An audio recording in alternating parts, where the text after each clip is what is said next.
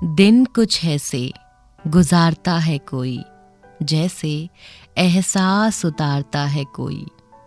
दिल में कुछ यूं संभालता हूँ गम को, जैसे जेवर संभालता है कोई। आईना देख कर तसल्ली हुई, आईना देख कर तसल्ली हुई। हमको इस घर में जानता है कोई। पेड़ पर पक गया है फल शायद, फिर से पत्थर उछालता है कोई। देर से गूंजते हैं सन्नाटे, देर से गूंजते हैं सन्नाटे, जैसे हमको पुकारता है कोई। मैं हूँ गीत और सितारों की बात में मैं आज बात करूंगी उस शायर की जो हिंदी की किताबों में उर्दू की जिल्द चढ़ाते हैं, और वो हैं गुलजार। सफेद पहरन के भीतर धड़कता एक शायर दिल, जिसकी जुबान में शीरे की महक आती है, जो नज़्मों की उंगलियां पकड़ कभी बादलों पर सैर करता है तो कभी गजलों के साथ दिल बहलाने के लिए चांद तारों को निहारता है। एक लेखक जिसकी कलम शब्दों के साथ ऐसे खेलती है कि देखने और पढ़ने वाले दोनों का दिल बहल जाए, जो हिंदी की किताबों में उर्दू की जिल्द चढ़ाते हैं, और वो हैं गुलजार। अपने नाम के समरूप जिन्होंने फिजा को भी गुलजार कर दिया। हाथ छूटे भी तो रिश्ते नहीं छोड़ा करते, हाथ छूटे भी तो रिश्ते नहीं छोड़ा करते, वक्त की शाख से लम्हे नहीं तोड़ा करते। जिसकी आवाज में सिलवट हो निगाहों में शिकन, ऐसी तस्वीर के टुकड़े नहीं जोड़ा करते। शहद जीने का मिला करता है थोड़ा थोड़ा, शहद जीने का मिला करता है थोड़ा थोड़ा, जाने वालों के लिए दिल नहीं तोड़ा करते। लग के साहिल से जो बहता है उसे बहने दो, लग के साहिल से जो बहता है उसे बहने दो। ऐसे दरिया का कभी रुख नहीं मोड़ा करते। अभी न पर्दा गिराओ, ठहरो की दास्तां आगे और भी है।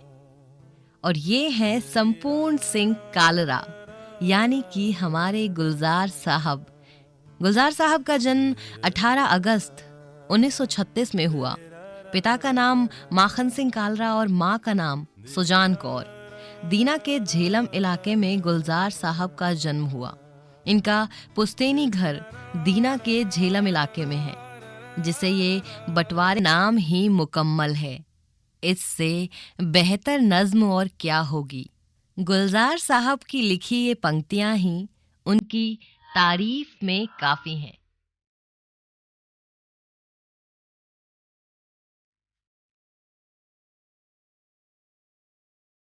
पेशे से हम इन्हें कवि, शायर, कहानीकार, नाटककार कह सकते हैं, लेकिन असल में गुलजार साहब एक जादूगर हैं। खुशी के गाने तो बिल्कुल फुलझड़ियों की तरह हैं, चलते हैं और बुझ जाते हैं, लेकिन उदासी अगरबत्ती की तरह जलती देर तक और बुझने के बाद भी महकती रहती।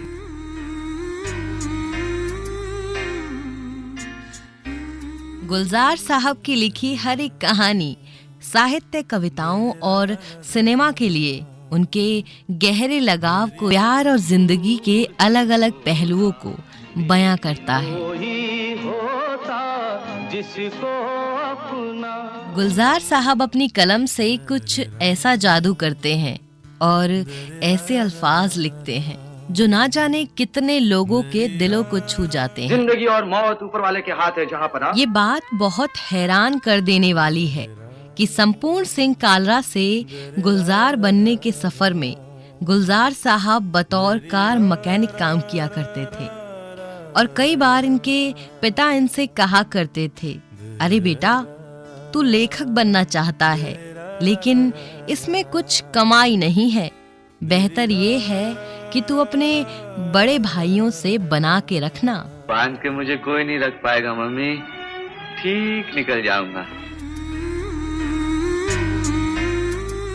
गुलजार साहब के पिता और उनके भाइयों को उनका लिखना बिल्कुल पसंद नहीं था, इसीलिए उन्होंने गुलजार दीनवी नाम से लिखना शुरू किया और बाद में वो सिर्फ गुलजार के नाम से पहचाने जाने लगे। खुशी के गाने तो बिल्कुल फुलझड़ियों की तरह है। संपूर्ण सिंह कालरा से गुलजार बनने का सफर भी किसी फिल्मी कहानी से कम नहीं है।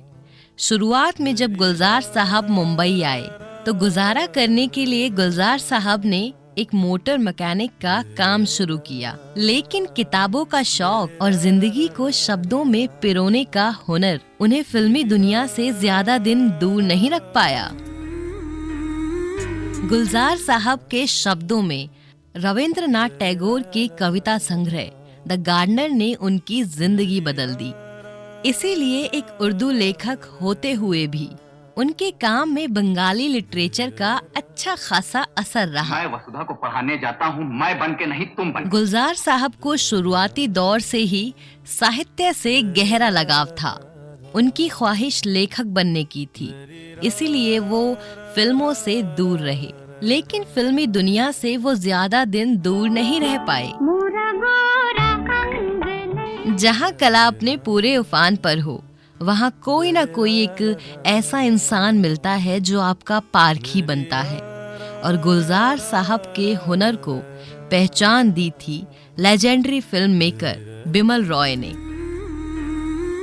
उन दिनों बिमल रॉय अपनी फिल्म बंदनी पर काम कर रहे थे, जिसके म्यूजिक डायरेक्टर थे SD बर्मन और गीतकार थे शैलेंद्र, जो गुलजार साहब के बहुत अच्छे दोस्त भी थे।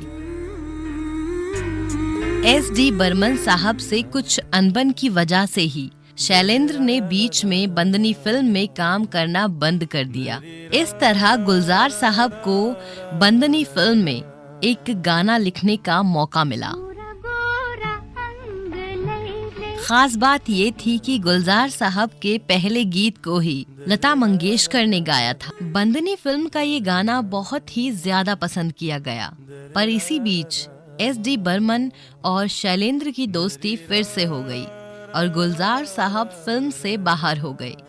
पर बिमल रॉय ने गुलजार साहब का साथ नहीं छोड़ा और गुलजार साहब को अपना असिस्टेंट बना लिया।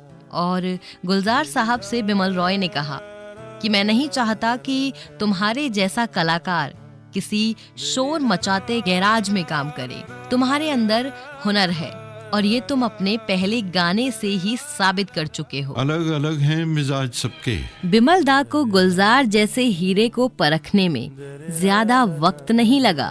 उन्होंने जब अपनी फिल्म काबुली वाला में गुलजार साहब को असिस्टेंट डायरेक्टर बनने का प्रस्ताव दिया, तब गुलजार साहब खुशी से रो पड़े और इस फिल्म के लिए गुलजार साहब को एक और गाना लिखने का मौका मिला। गंगा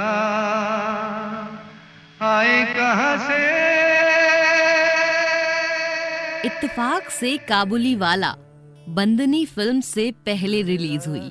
फिल्म डायरेक्टर या फिर राइटर, हर भूमिका में गुलजार साहब ने न सिर्फ अपनी योग्यता का परिचय दिया, बल्कि दूसरे लेखकों के लिए लेखनी का एक बेहतरीन स्टैंडर्ड भी बनाया। बाप रे, आप तो हमसे भी आगे निकल गए। गुलजार साहब ये मानते हैं कि सिनेमा की अपनी एक अलग भाषा होती है और वो अपने आप को खुद ब खुद एक्सप्रेस करता है।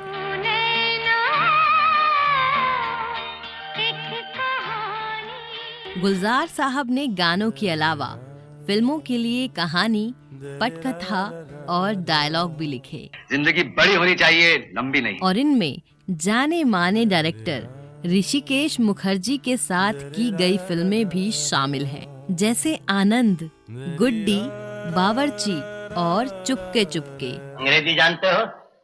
हमें ये भाषा पसंद ही नहीं। शायद ही आपको पता हो, गुलजार साहब की फिल्मों की एक खासियत हुआ करती थी। उनकी फिल्मों में फ्लैशबैक देखने को बहुत मिलता था, क्योंकि गुलजार साहब का कहना था कि बिना अतीत दिखाए फिल्म समझी नहीं जा सकती।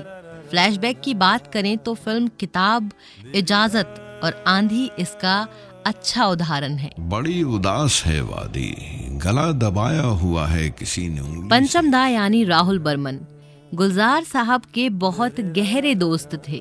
गुलजार साहब उन्हें अपनी जिंदगी का बहुत अहम हिस्सा मानते थे और दोनों ने मिलकर बहुत ही उम्दा काम किया। गुलजार साहब ने पंचम दा और आशा भोसले जी के साथ मिलकर 14 गानों का नॉन फिल्मी एल्बम दिल पड़ोसी है भी बनाया, जो काफी ज्यादा हिट रहा। जो है वो नहीं है और जो नहीं है वो कैसे हो सकता है? गुलजार साहब जो भी लिखते हैं वो हर सुनने वाले के दिल और दिमाग में बस जाता है। गुलजार साहब ने हर जनरेशन के लिए गाने लिखे। गुलजार साहब ने हर शैली के गाने लिखे, जिनमें से कुछ संजीदा गाने जैसे रोमांटिक गाने जैसे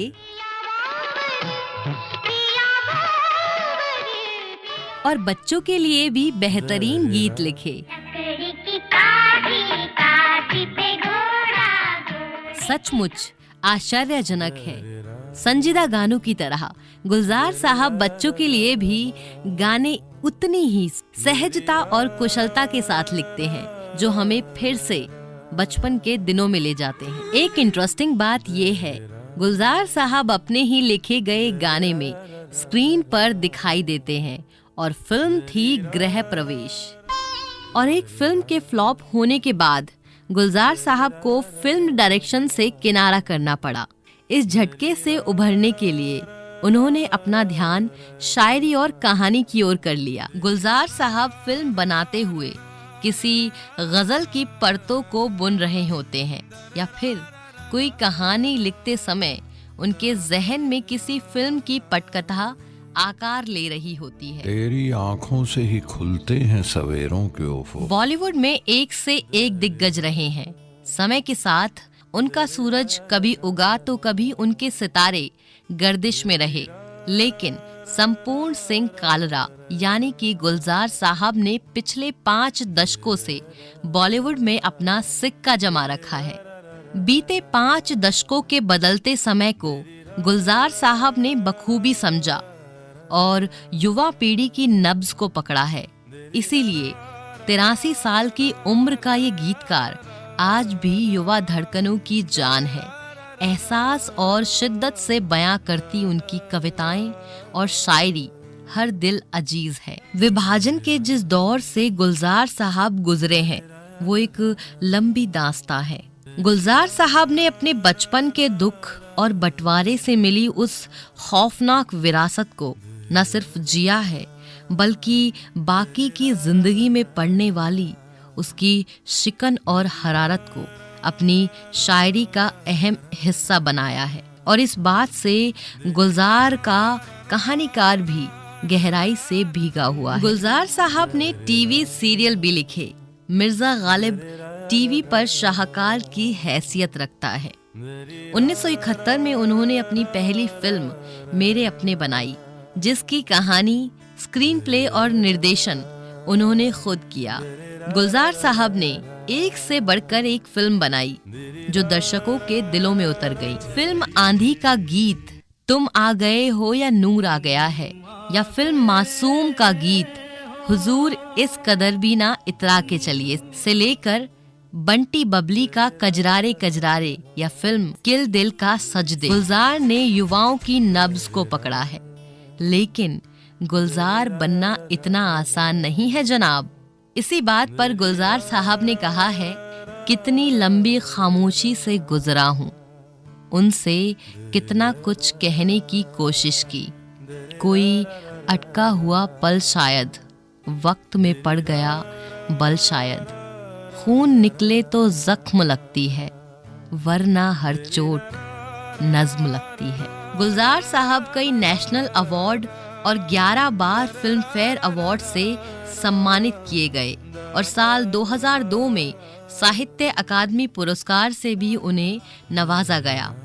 भारतीय सिनेमा में योगदान के लिए गुलजार साहब सबसे बड़े सम्मान दादा साहब फाल्के पुरस्कार से भी नवाजे गए और साल 2004 में भारत सरकार ने उन्हें तीसरे सबसे बड़े नागरिक सम्मान पद्म भूषण से भी सम्मानित किया और साल 2009 में डैनी बॉयल की फिल्म स्लमडॉग मिलियनेयर के लिए लिखे गए गीत जय हो के लिए उन्हें सर्वश्रेष्ठ गीत का ग्रैमी पुरस्कार भी दिया गया। बात बस इतनी सी है जनाब, गुलजार साहब जिंदगी को लम्हा लम्हा तोड़कर